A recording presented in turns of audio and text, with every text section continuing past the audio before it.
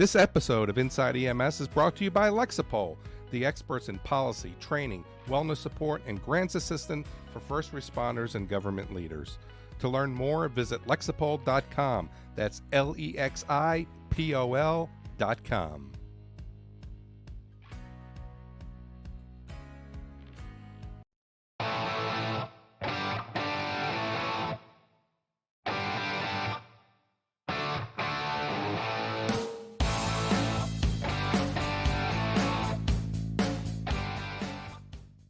Well, here we go. We are back once again with live Inside EMS shows. I am your host, Chris Cebollero, and with me always is the man of the hour, too sweet to be sour. The ladies know he's the man with the power, Kelly Grayson. KG, what's going on in world famous upstate New York, almost Canada, by the way? Yeah, same stuff, different day. It's deep summer here, and people think it's hot, and I think it's cute that they think this is hot, but it's pretty good. We've got the fair going on in our county right now, so we're doing standbys at the fair today and tomorrow. So we're going to go listen to some good concerts and get in free, always a plus, in cool. return for taking care of people who've drunk too much beer and sat in the sun all day long. Right, make sure they so get some it turns out it's not just a South Louisiana Cajun and redneck thing. It's rednecks everywhere, all over the United States. Well, not necessarily all over redneck. the United States. Sometimes the music lovers just fit in there. But hey, what's going on with your camera? I can only see like the bottom of you. What are you hiding, the double chin, or what's going on there? Move that camera here, so we can see all your the prettiness of your face, man. What the heck's going on? Let me see. There you go. The old KG is back. So I was following you on Facebook. You hit a milestone, man, below 300 pounds and off your blood pressure medicines, you know, and congratulations to you. I know this has been a hard road, long road for you, but cheers and everything you're doing. It was funny. I was reading one of your posts where the lifeguard asked you how many laps you did. Did you swim 134 laps? 134. I'm trying to hit 140, but I can only do that when the pool's open for 2 hours at a time. The best I can get in an hour and a half is about 110 laps at most. How fast is that? Trying to hit 140. That is, the pool is 25 meters long, so 120 laps is 3,000 meters. 134 is just a hair over 2 miles. That's craziness, man. But that's 2.08 miles, something like that. And that takes you an hour and a half. No, it takes me 2 hours to do 134 laps. Oh, does it? Yeah, that's crazy, man. Your endurance. I want to hit a 140 laps. It was not 2 hours. It was 1 hour and 52 minutes. So if I'd have gotten started earlier, I could have done 140 laps, and hopefully, if I could knock my time down about a second per lap, I'll be able to hit 150. So that's the goal. That's some good swimming, man. Good swimming, but. Yeah, I was jazzed that the 25-year-old lifeguard, he goes, 134 laps, you didn't stop once. And I said, yeah. And he said, man, not many people can do that. And I was just happy that he said, I was flattered that he said, not many people your age can do that. Well, that's what he meant. That's what he meant. No, the girl lifeguard the other day, she said, you are just crushing it in the pool. You don't rest at all. And I said, no. And she said, I couldn't swim as long as you do at the pace you do and not rest. So thank you. I appreciate that. Do you think that can equate to running at all? Endurance for running? Actually, it is a comparable calorie burn to running, to a good jog. Problem is I can't do that. My knees are just trash, and that would leave me lame and gimped up for weeks at a time. So kind of like your personality. It's kind of like your personality. You're funny. But yeah, man, health's getting better. I've got of below 300 is well in the rearview mirror and working on my way on down. So I'm well over halfway to my goal. Good. And did all of that in 11 months. So I'm right at 112 pounds lost from my heaviness back in 2018. And I just want to say, I mean, this hasn't been this has been a hard road for you. Yeah. One that was really based on need, right? Medical need. Yeah. But if you can do it, freaking anybody can do it, right? I mean, Yeah. you've Yeah. been, since I've known you, you have been struggling with your weight. You have been struggling with trying to lose weight. Yeah. And in our time together, this has been the most focused that you've been able to be Yeah. and consistent. But I think to the point of, we don't gain weight in a weekend, right? We gain No. weight over X amount of months, X amount of Hmm. years, and it takes X amount of months and X amount of years to get rid of that weight as well, Yeah. right? So Yeah. you're a good inspiration, and I appreciate the Yeah. journey. I feel like I'm in better shape just watching you. So I think that that's Well, worked out. and the That's worked. sad thing is, yeah, I got this way through years of bad habits and the EMS lifestyle, just eat at stupid hours and eat stupid things, 3 a.m. convenience store burrito diet and all that kind of stuff. Hot And dogs. yeah, and the sad thing is I've never ever had a problem losing weight when mentally I commit to it. When I commit to it and I work at it, it comes right off. As I'm blessed in not being one of those people that has to struggle to shed the pounds. I simply make up my mind. I'm going to expend more calories every day than I consume. And that's it. I wish Brian Fast were still with us today so I could say, watch it, sucker. And I'm still eating white foods. That's right. He tried to get us on Uh, that quinoa for. Hey, let me ask you a question, Kelly. When you think about this, and you've been very, very open with your bouts with depression as well. So when you start to now add physical fitness, trying to have a healthier lifestyle, along with your bouts of depression, how much of a weight was that on you that it didn't allow you to get healthier? it was huge, but it's that those two things feed one another. Depression makes me, commit to bad lapse into bad habits, and I get fatter and more out of shape and more tired, and that makes me more depressed, and I don't have the energy to do things that I want to do, and so they feed each other very well. I'm by no means am I a different person, mentally and psychologically after I've lost weight, but it's a heck of a lot easier now. And but I made some commitment to a year ago that, or year and a half ago, that I was going to, hell, it's creeping up on 2 years ago, I was going to get control of my anger, you know, and then depression is just anger without any enthusiasm. So I was going to get control of my anger, and it's a process, but it's better every day. So, but man, my health is improving by leaps and bounds. But your family has some health challenges recently, man. What went on? Yeah, and I think that I'm happy to share that, and I think we're going to dedicate this show to recent experiences as a family member, as to some of the challenges that the family had, and what it really meant to the family. But no secret, if you follow us on Facebook, my sister is 18 years older than me, so she'll be 77 here in a couple weeks, and she brought her friend to Dublin, Ireland, and she was going to take a cruise with another friend who bailed out on her. So she decided to take the cruise herself, and it left out of Barcelona. And a couple days into the trip, she had some incredible pain in her stomach. She left the United States. She was battling colitis, and we know that that's an abdominal challenge. And the colitis actually ate through, and I don't know if it ate through or whatever had happened, but Mm, she wound up having a hole in her large intestine, which then caused her to get septic, which then caused her to have a stroke.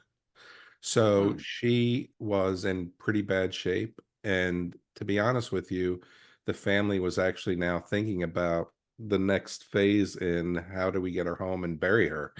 And that's how dire that it was. We had nobody there that was looking after her. She was in a small town south of Pisa called Livorno, and it was really kind of interesting in that whole process. But I took a couple weeks off. So if you missed live shows, it's because I had to travel to Italy. And it was really an experience. And I'd really like to kind of focus this show on how the family is affected by these challenges. I think yeah. that Kelly, in our career, we talk about, when does the family become the patient?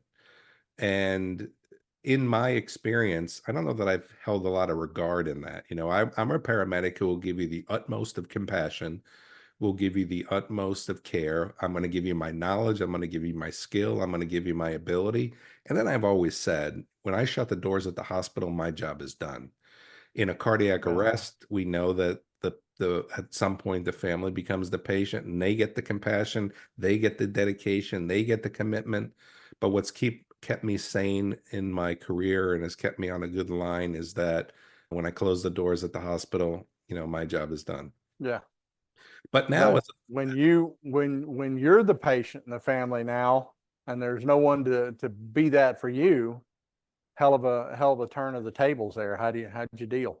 Yeah, I mean, so just give you a little bit more background. So when I got to Italy, and of course, Italy is one of my favorite places in the world to be, but there was no enjoyment in this process at all, right? I I can did imagine. take I did take one day on the way home in Rome. I stayed in my favorite hotel. I went to my favorite restaurant and enjoyed a nice meal, but that was really it, man. This wasn't a visit for recreation at Yeah. all. Let me tell you what, you talked about New York hot.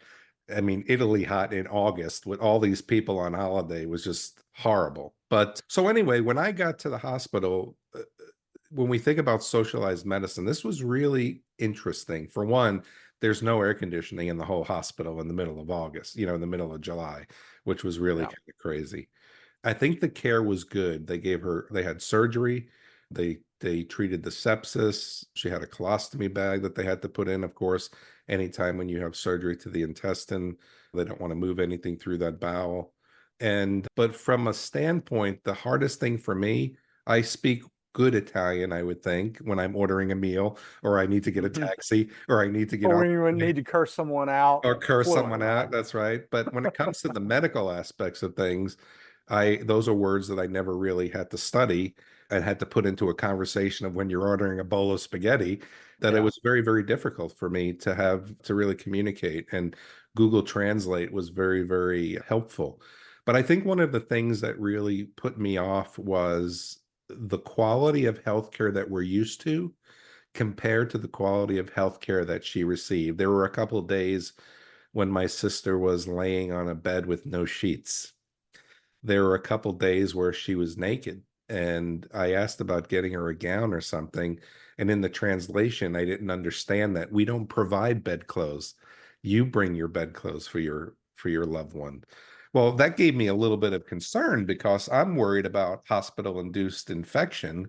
And now I'm bringing something from home that isn't sterile or that isn't that. How is that going to work? Right. And actually, the day Yeah. that they told me that they don't provide bedclothes, or I don't even know what to call them. I'm calling them bedclothes, but a gown or whatever. I went Well, down in Italy, you have to do it like a bed to clothes. the bed to clothes, yeah. So I actually went down to my car. I had a couple of t-shirts in my car, and I cut a t-shirt up the back, and I gave that to her as her bedclothes. At least she can have some dignity, right? And that was hard for me, and it was hard for me Yeah. that the quality of healthcare that we are used to is not the quality of healthcare that she was receiving. I mean, in Yeah. all her time that I was there, Kelly, and she was dire, right? Her blood pressure was high at some points. She was recovering from sepsis. She had a colostomy. She just had abdominal surgery. She had a stroke that weakened her right side and affected her speech. She was never on an EKG. She was never on any, she was on, 4 liters of oxygen via nasal cannula, but she was never on even an IV drip. She had an IV drip that went through, but that was all. No Never on a EKGs, pump. never on, all those things, right? Mm. And at one point, she even got my attention to say the IV was running too fast. And I looked at it, it was almost pouring, and I turned it down to a TKO. So I think that was my biggest challenge. But man, I've got a bigger challenge coming up. But I'm going to pause just to see if you have any questions about it before I So, get into the next challenge that really kind of yeah, floored the family. it's interesting to me how you compare the care, and it wasn't to the level that you would expect in the United States. And this could be, we could devote a dozen podcasts to the comparison between US medicine and socialized medicine.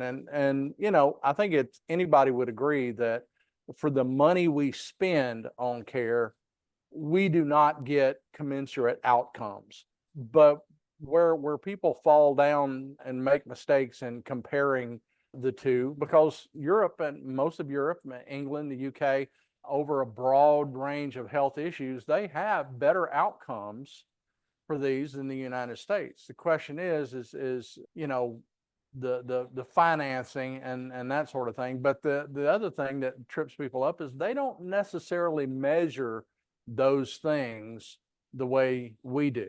And one of the reasons our outcomes are lower in many regards is that we will enthusiastically commit to what other countries would consider feudal care. Yeah. Well, one of the things that and when you compare infant mortality, you're comparing apples and hand grenades, because infants preemies in the United States, they will try on when they wouldn't even attempt to help those babies live in Europe right. at a particular age. So it's interesting that you had, despite the big arguments, and it's so politicized, that the quality of care, or the TLC, if we call it, is significantly less than what we're used to over here. Well, I think you make a good point. So I just complained about the quality of care, and I started off by saying she had good care, right? She didn't have poor care. She didn't have fair care. I will say she had good care. I talked about no EKGs. I talked about, but she had abdominal surgery that repaired a hole in her intestine. She had sepsis. She had a stroke, and she was getting better. Right. Yeah. So now when we flip the coin, Kelly, are those things necessary for people to get better? That's a good question. How much stuff do we do in the United States because of defensive medicine and the differences in our legal and our tort system than everybody else? Maybe they realize that an EKG ain't really important unless you're a personal injury lawyer, and then it's real important. Now they were very interested in her heart, and they scheduled her for an echocardiogram, which took 4 days to schedule, by the way. Yeah. So they scheduled it on a Thursday. They wound up doing the echo on Monday. So they were worried about her heart, but not enough to put her on an EKG. But I'm sitting here to tell you, every day she got stronger. Every day she tried to talk more. She's going to have a long road of rehab with the stroke. She made no sense of the words sometimes where she would talk, and I'm sure what she was saying in her mind wasn't coming out of her mouth. But here's the thing that really kind of floored the family even more. Now we've got to think about, how do we get her home? And obviously we need to look at a med flight to get her home from Italy to Florida, where she lives, Tampa, Florida. And I got to tell you, I posted this on Facebook. We did set up a GoFundMe page, which I want to thank everybody and all my peers and friends who were able to reach out and say thanks. And it wasn't just the gifts of money. There were people who, Troy Hagan, who works for Falk in California, said, "Hey, we do this work. Let me put you in touch with some people so you can get some understanding of this." But a med flight, we found a range of cost from $98,000 to $158,000 to get her home. And when you start to think about that, Kelly, initially, as we started to go through that process, her insurance wasn't going to pick up the tab for that bill. And, it put the family in a little bit of a tizzy. We're not a hurting family, but we don't have $158,000 laying around that we could pay for a med flight, right? And if the insurance company wasn't picking it up, how are we going to get her home? Now, my sister was smart enough to, and don't let her hear that, by the way.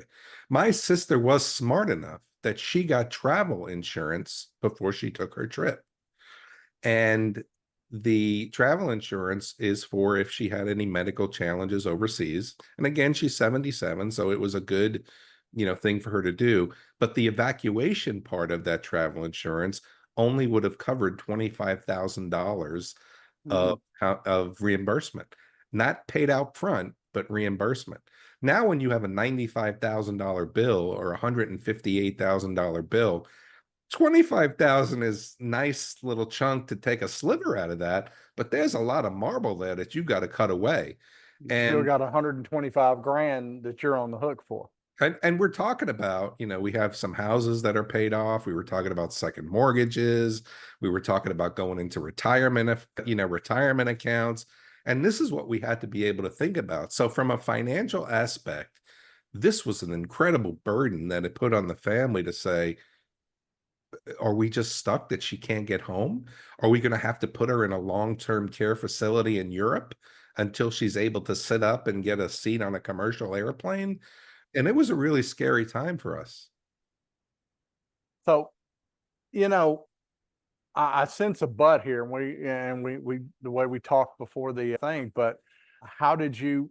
I can't imagine what when my sister died in South Africa 12 years ago, 13 years ago. It took us getting the U.S. State Department involved to get her cremains back in the United States. Not even a live person, just to get her shipped back home so we could spread her ashes where she'd love to be. And so she was cremated. She was cremated. Yeah, and yeah. getting those remains back were a challenge. Just getting her cremains back to get them through U.S. Customs. I was like, what do you think we're smuggling? I mean, my sister did enough drugs back in the day that her cremains might have gotten you high. But no, she was long since clean and had turned into a much better person than the girl I grew up with. And my regret is I never got to meet that person. But be that as it may, it was a nightmare getting her back, just that, and getting your sister back. How do you think that would have went down, Chris, if you, experience in healthcare and in healthcare finance, hadn't been there to advocate for her both at the hospital and with her insurance company? Yeah, and I think that was the key, right? Because I think that one of the things, and first off, let me say this before I get there, but there were a lot of people who came out of the woodwork who said, consider this, do this, talk to this person. And I am so grateful for those resources because I didn't have them, right? And one of the things that we found before we get to the end, but one of the things that we found, Kelly, was a gentleman out of Florida who is a critical care nurse who does companion flying. His business was all about working with commercial airlines to put my sister on a commercial flight that they would take up 6 or 8 chairs in the back. They would fold those seats down. They would put in the ability for a stretcher. They would put up a curtain around her so she would have some modesty. And that would have cost the family $53,000. Well, that's the route we were going. And to your point, me being there, and again, I was flipping the coin from when I heard about this on a Saturday, from when I finally left the United States on a Wednesday, 2 or 3 times of saying, I'm not going, there's no reason to go. Yeah. But to the point that you just made of being there, how much of a difference did it make? I was able to take some pictures. I was able to really look at her care. I was able to get, a heads up on her vital signs. And it was those things that I was able to do to talk to the insurance company in real time that allowed them to finally say, we're going to pay for the med flight for her to go home. Yeah. She, at the time of this recording, she is still in Italy and she's actually flying home tomorrow. But it was being there that made that happen. Otherwise, we still would have been in the crux of what are we going to do to get her home? So it's good. And I think we can safely say that no insurance company is going to pay for something out of pure magnanimity. They're not going to do it out of the goodness of their heart. So if they paid, it is because her coverage includes that care. Now, you wonder if someone hadn't said, or else, or you do this or else, how much are they getting by with not paying that their subscribers are legitimately entitled to? Yeah. Well, I think that one of the things that was a challenge is we knew from the beginning that the insurance company said they weren't paying. One of the other things that you've got to be able to realize as well, in socialized medicine, my sister is not an Italian citizen. We were responsible for that bill for her medical care as well.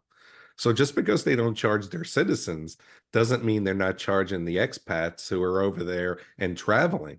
So we still had to be able to get her medical bills and her hospitalization paid for. That is where the travel insurance came in, as well as Aetna came in to say, we're going to pay for some of that.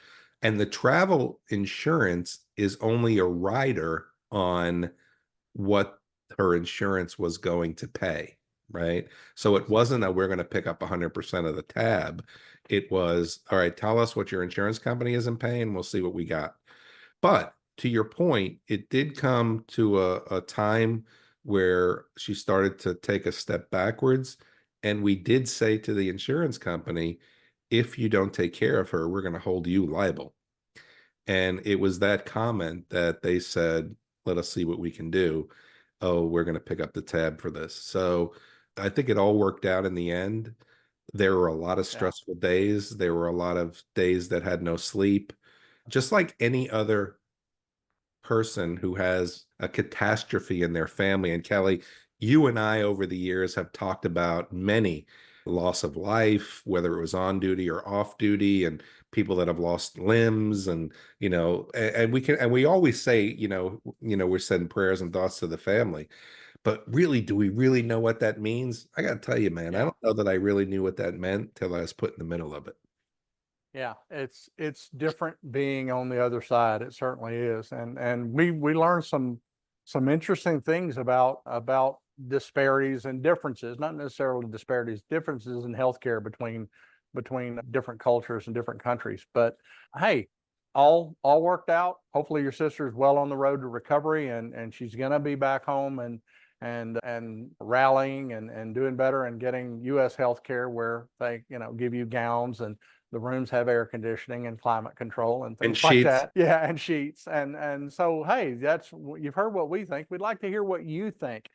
Do any of our listeners have a background in retrieval medicine, where you go to different countries, not necessarily third world countries, but Europe, Canada, where to get citizens back home and provide medical care along the way? We'd like some insight into that. So give us your thoughts at the show at ems1.com. And for myself and co-host Chris Cebollero and Chris's older and much better sister, thanks for tuning in to Inside EMS. We're going to catch you guys next week.